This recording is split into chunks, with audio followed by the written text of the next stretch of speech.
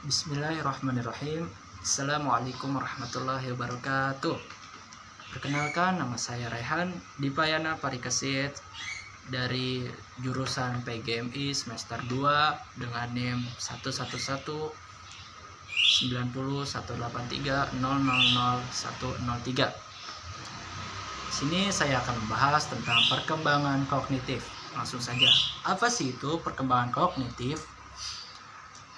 Perkembangan kognitif adalah suatu aspek perkembangan peserta didik yang berkaitan dengan pengetahuan, yaitu bagaimana proses psikologis yang berkaitan dengan bagaimana individu mempelajari dan memikirkan.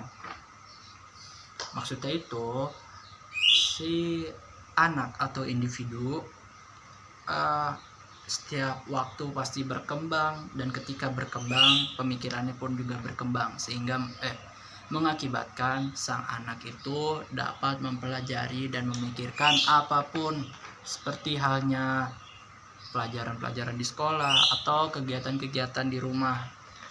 Selanjutnya, menurut para ahli, di sini saya bacakan menurut Jean Piaget, perkembangan kognitif merupakan suatu proses genetik, yaitu suatu proses yang didasarkan atas mekanisme biologis perkembangan sistem saraf.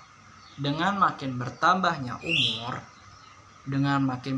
umur seseorang, maka makin komplekslah susunan sel sarafnya dan makin meningkat pula kemampuannya.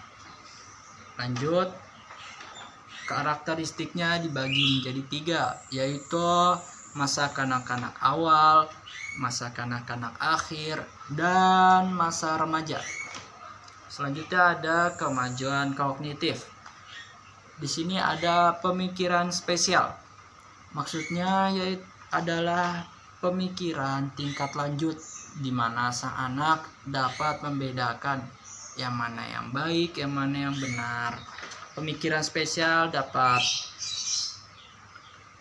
berkembang ketika sang anak berkembang pula umurnya dan berkembang pula gaya hidupnya, atau berkembang pula dengan latihan-latihan seperti dia sering berpikir, sering menanyakan sesuatu. Selanjutnya ada di sebab akibat.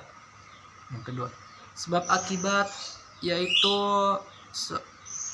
sebuah tingkatan berpikir ketika sang anak memikirkan kenapa sih kalau lari itu membuat capek, padahal kan cuma lari doang lebih cepat. Ternyata itu disebabkan tubuh kita kelelahan. Ketika berlari, energi yang dikeluarkan itu semakin banyak, mengakibatkan tubuh kita lelah. Selanjutnya ada klasifikasi seperti yang dipelajari di kelas IPA atau mata pelajaran IPA atau mata kuliah IPA. Klasifikasi sebagai contohnya, spidol ini dikategorikan jenisnya apa, warnanya apa,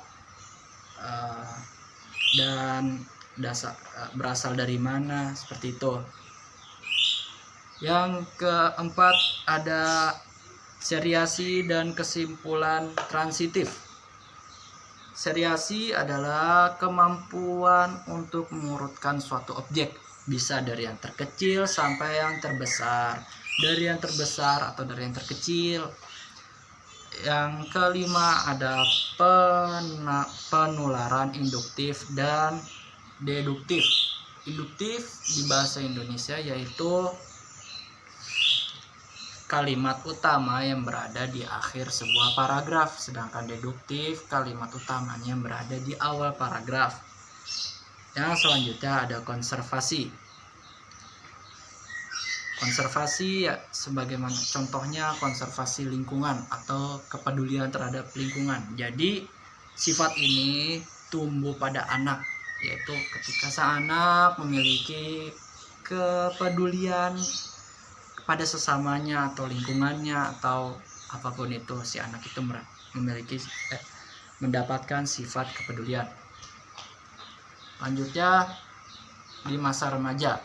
Menurut Jean Piaget, merupakan periode terakhir dan tertinggi dalam tahap pertumbuhan operasi formal atau tahap akhirnya perkembangan keterampilan kognitif.